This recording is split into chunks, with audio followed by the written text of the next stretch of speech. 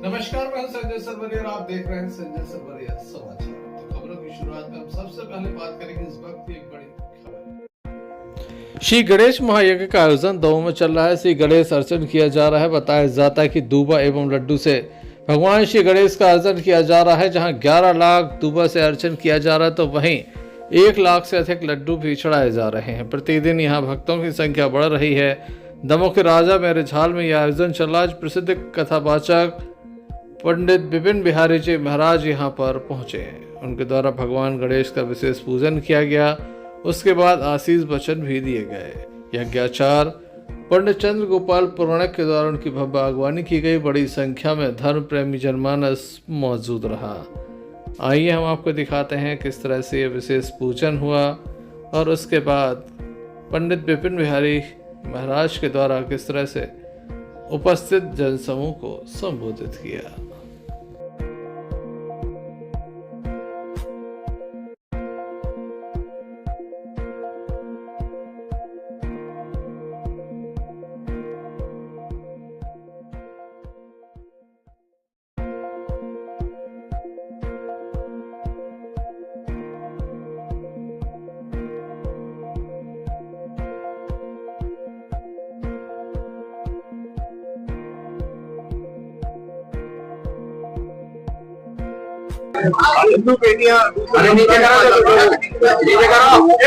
इसमें सबसे बड़ी जवाबदारी है माता पिता की, परिवार की।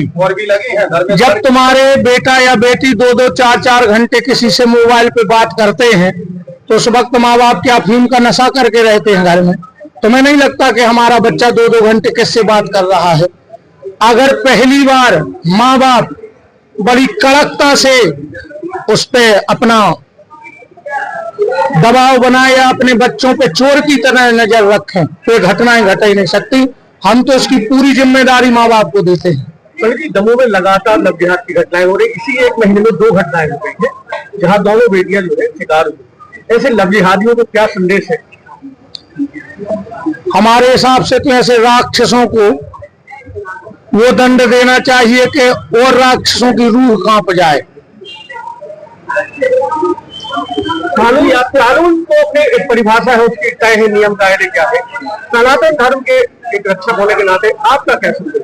हमारा ये संदेश है, देखो कानून बच्चों को मन की शादी करने की परमिशन देता है, पर देश का ऐसा कोई कानून नहीं बना है जो माँ बाप की बेइज्जती करने का कानून हो। हमें कम से कम बच्चों को अपने माँ बाप का तो ध्यान रखना चाहिए। बताओ ऐसा कोई कानून है कि कोई बच्चा अपने माँ बाप के सम्मान से खिलवाड़ करे?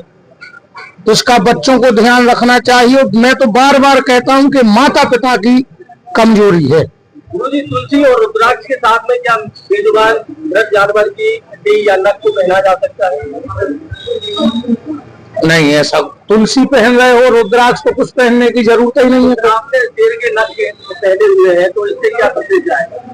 शेर के नख इसलिए पहने हैं, ये सनातन परंपरा में, और हमारे श्री राम जी भी शेर के नख पहनते हैं। महाराज जी, आजकल एक संत दूसरे संत की टांग खींच रहे हैं, ये सनातन धर्म में कहाँ तक? ये बिल्कुल गलत है। मैं सारे सनातन के संतों के चरणों में वंदन करता हूँ, प्रणाम करता हूँ। उन सब संतों में मैं उनके चरणों की धूल भी नहीं हूँ, पर उनसे निवेदन है कि हम एक दूसरे की टांग खींचे ना, एक दूसरे को हाथ लगाकर आगे बढ़ाएं, जिससे सनातन धर्म का झंडा लहलहाए। जितनी ऊर्जा हम एक दूसरे की टांग खींचने में लगाते हैं, उतनी ऊर्जा अगर हम सनातन को बढ़ाने में लगाएंगे तो सनातन अपने आप में वैसे ही दिव्य है और दिव्य हो जाएगा। आपको आपने खुद से जोड़ा है, ऐसे शिक्षा को या संस्कार शिक्षा को जोड़ना चाहिए। बिल्कुल। आज क्या हम समझ नहीं पाए? आपके नाम को अपने प्रवचन और शुभ लाभ से जोड़ा है। हाँ। जो शिक्षा है आज की, उसको क्या संस्कार शिक्षा से जोड़ना चाहेंगे? प्रभु जी, आज की शिक्षा तो बहुत उच्च कोटि की है, पर शिक्षा संस्कार विहीन शिक्षा है। और जिस शिक्षा में स्वामी विवेकानंद जी ने कहा है कि जिस शिक्षा में संस्कार ना हो वो शिक्षा ही त्याग देनी चाहिए। तो निवेदन है, 1वीं से 5वीं तक सरकार स्कूल में रामायण पढ़ाए, 5वीं से 10वीं तक महाभारत पढ़ाए और फिर आगे की जो भी शिक्षा है उसमें गीता का पाठ्यक्रम सम्मिलित कर दे, तो ये विकृतियां जो समाज में फैल रही हैं। और हम तो हर माँ बाप से कहते कि अपने घर में 2 चौपाई रामायण की जरूर पढ़ो, शिक्षित बनो, पर शिक्षित से ज्यादा संस्कारित बनो। गुरु जी, जैसे जैसे धर्म का संदेश दिया जा रहा है तो मानसिक का नफरत बढ़ती जा रही है। आज का धर्म आत्मदर्शन नहीं है, प्रदर्शन है। आदमी को ये नहीं है कि धर्म है तो हम उसको अपने आचरण में लाएं।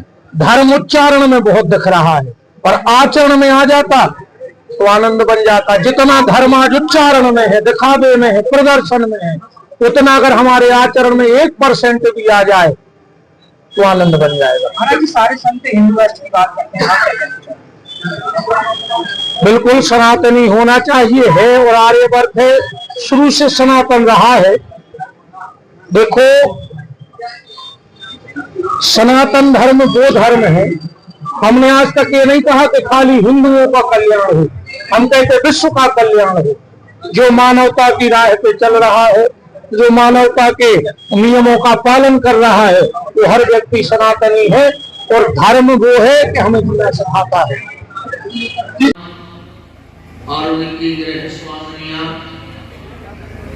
उन सबको मान देते हुए और इस आनंद का आप लोग जो अनुभव कर रहे हो,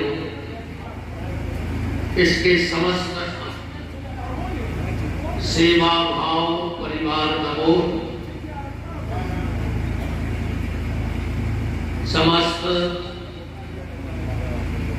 दमोह के प्यारे प्यारे से रस रसिक श्रोता भक्त वृंद, सभा खड़े होकर सुनो चाहिए। सभा में खतरा रहते का पता कब लाठी चार्ज हो जाए। इधर तो कोई ऐसा सिस्टम है कि लाठी चार्ज हो। बड़ा ही परम सौभाग्य है, समस्त जितने भी आचार्य बैठे हैं उन सुंदर कार्य इस गणेश महामहोत्सव के उपलक्ष्य में हो रहा है। हमारा जो सनातन धर्म है उसका सिस्टम इतना प्यारा है।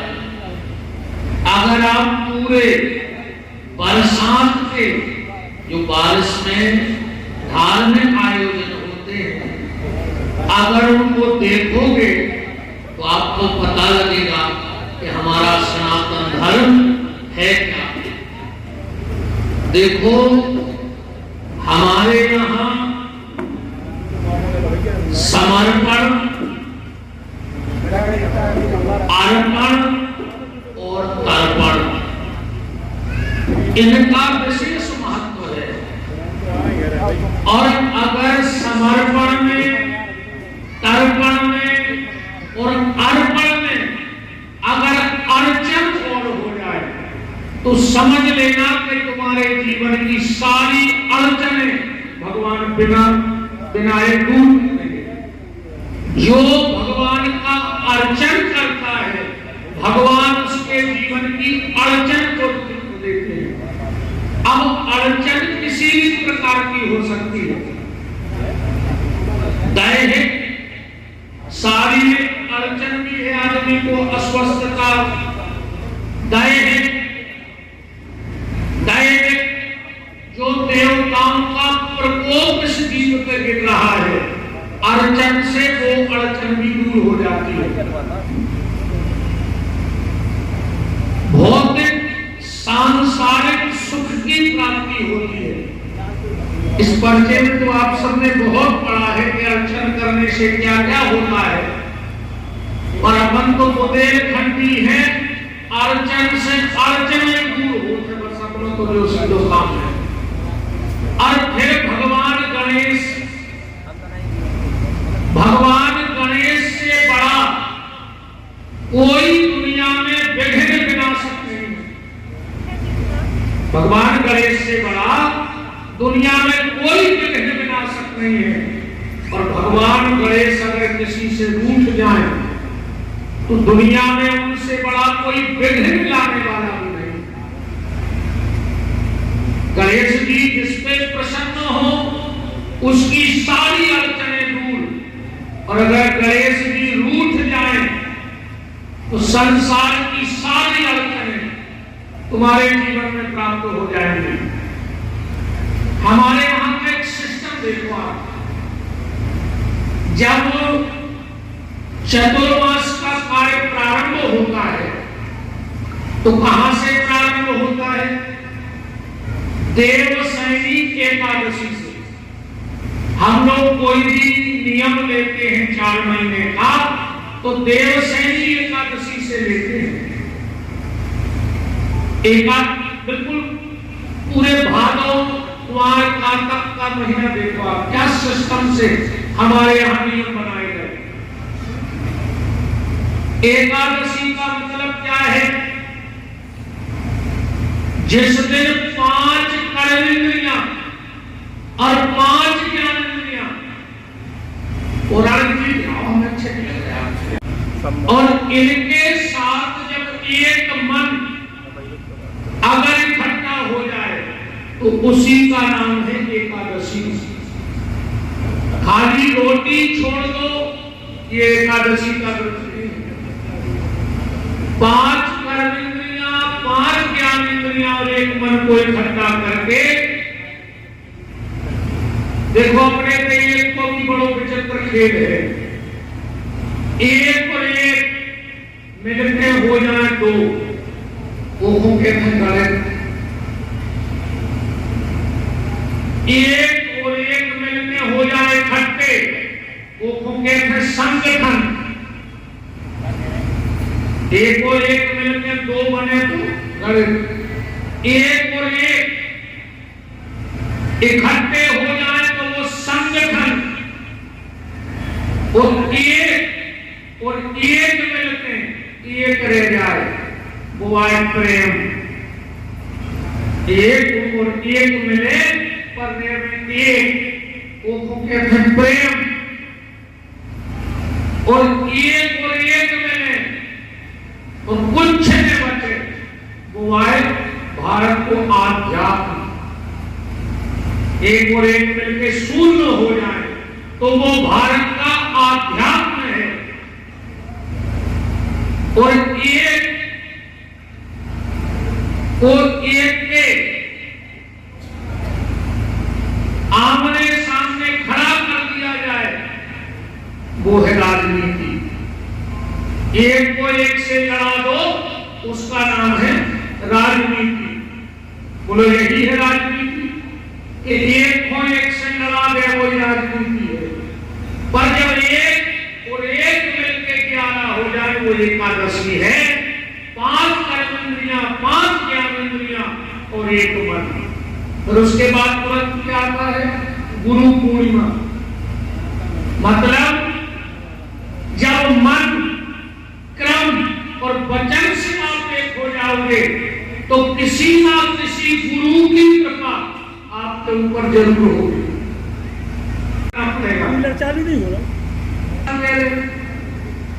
उते जम गई 6 फुट की बन गया, या बाबा को कटा पे बैठा तो काम करो में बढ़ाए तो जब तक है जिंदगी फुर्सत न होगी काम से, तो कुछ समय ऐसा निकालो, प्रेम कर लो राम से। ये तो सब चीजें हैं, तो गणेश के बाद सबसे पहला कार्य कौन सा होगा? जैसे गणेश जी विश्राम रखा हुई है, पितर पक्ष रखा है, मतलब तुम्हें तर्पण करना। तर्पण का मतलब क्या है? बोले माता पिता के प्रति हमारा सेवा श्रद्धा का भाव बन जाए, तो तर्पण तुम्हें अकेले करना पड़ेगा। तर्पण में तुम्हारा कोई साथ नहीं देगा, तर्पण स्वयं का विषय है। से दहाड़ रो रहा महाराज, तो किसी ने पूछा क्यों रो रहे हो? और वो चिल्ला के कह रहा था, ये मेरे मालिक, मुझे अगला जो जन्म देना वो किसी हिंदू के घर में देना। बोले क्यों? बोले मैंने आज अपने बेटे से पानी मांगा तो उसने मुझे मारा। धन्य है सनातन धर्म, हमारे यहाँ जीते भी पानी नहीं दे रहे और सनातन धर्म में मरने के बाद भी माता पिता को पानी दिया जाता है। हम उस धर्म के अनुयायी हैं कि हम जीते जी तो माता पिता की सेवा करते हैं पर मरने के बाद भी पानी देते हैं। पर जिनके माँ बाप ना हो वो मरने के बाद पानी देना, पर जिनके जिंदा हो अब देख रहे हो ना, तुम माँ को कुत्तों की एक वन में जब पानी में उसका पानी लगता है जिसने जीते जी पानी दिया है, और जिसने जीते जी माँ बाप को पानी नहीं दिया उसका मरने के बाद भी पानी देवता पितर स्वीकार नहीं करते। तर्पण तुम्हें स्वयं करना है, इसीलिए सनातन धर्म के जयकारे लगते हैं। सनातन धर्म वो धर्म है कि जिसको कोई मिटा नहीं सकता है। और आज जो सनातन धर्म पे आघात कर रहे हैं, मंदिर तोड़े गए,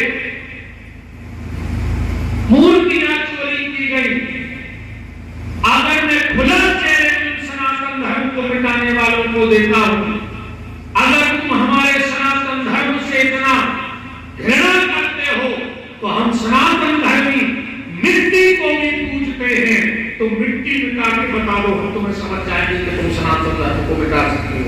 हम सूर्य को पूजते हैं, तुम सूर्य मिटा के बताओ। हम चंद्रमा को पूजते हैं, तुम चंद्रमा मिटा के बताओ। हम चंद्र को पूजते हैं। अगर तुम्हें सनातन धर्म से नफरत है तो पानी पीना बंद कर दो, हम समझ जाएंगे कि तुम सनातन धर्म नहीं मानते हो। जो पानी पी रहा है वो सनातनी है, जो कि हमारे देवता है। अगर तुम सूर्य का प्रकाश ले रहे हो तो तुम सनातन धर्म की छत्र छाया में हो, वरना सूर्य का प्रकाश लेना बंद कर दो। चंद्रमा की शीतलता अकेले मंदिर में जाओगे तो सनातन मिट जाएगा।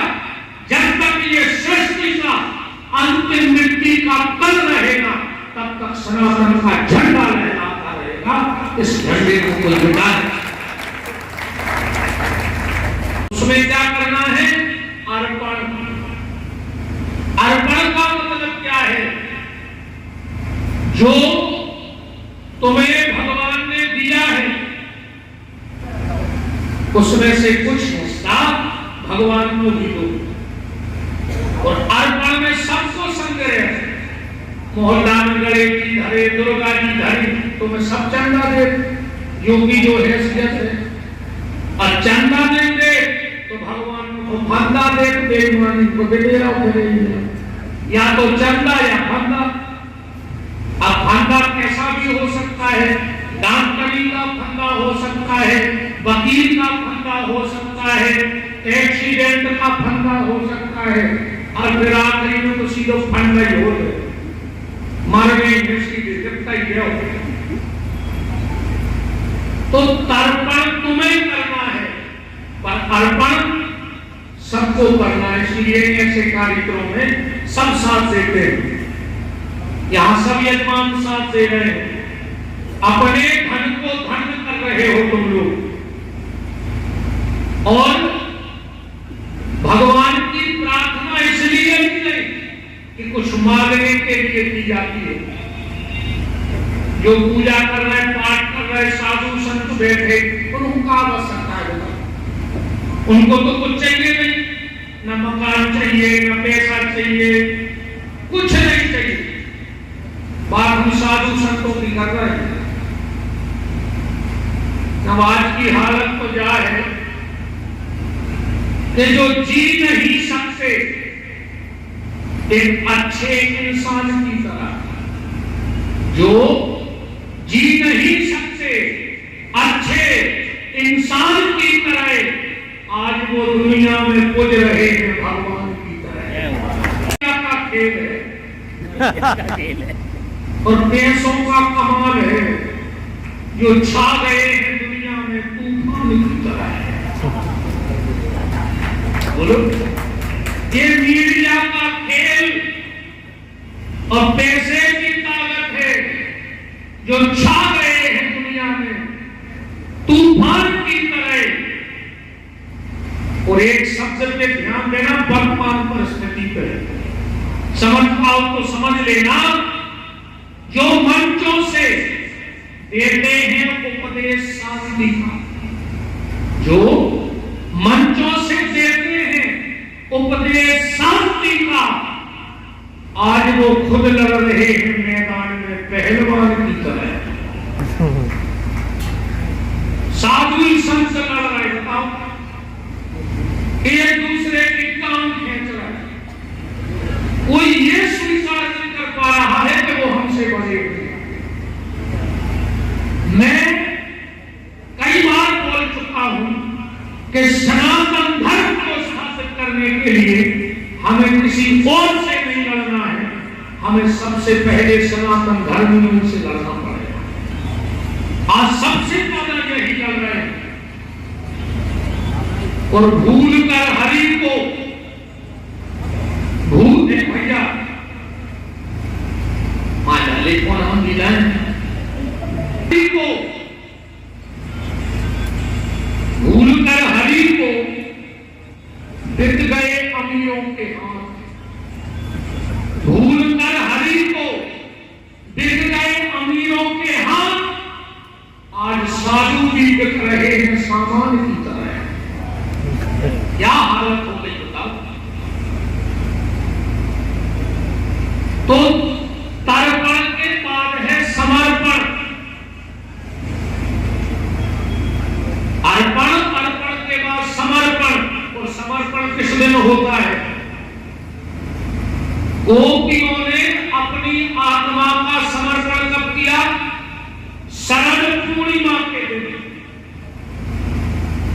महाराज रचा गया तो पहले एकादशी, फिर गुरु पूर्णिमा, फिर श्रावण, फिर गणेश, फिर तर्पण, फिर अर्पण, और गोपियों ने कर दिया परमात्मा के चरणों में समर्पण। और उसके बाद दीपावली को दीप जलता है। जिस दिन इस आत्मा में भक्त समर्पण हो गया तो अपने आप स्वतः भक्ति का दीप भीतर जल जाएगा। ये पूरा सिस्टम है। सेवा पूर्ण करो मनो कामना, सेवा पूर्ण करो मन कामना, सेवा पूर्ण करो।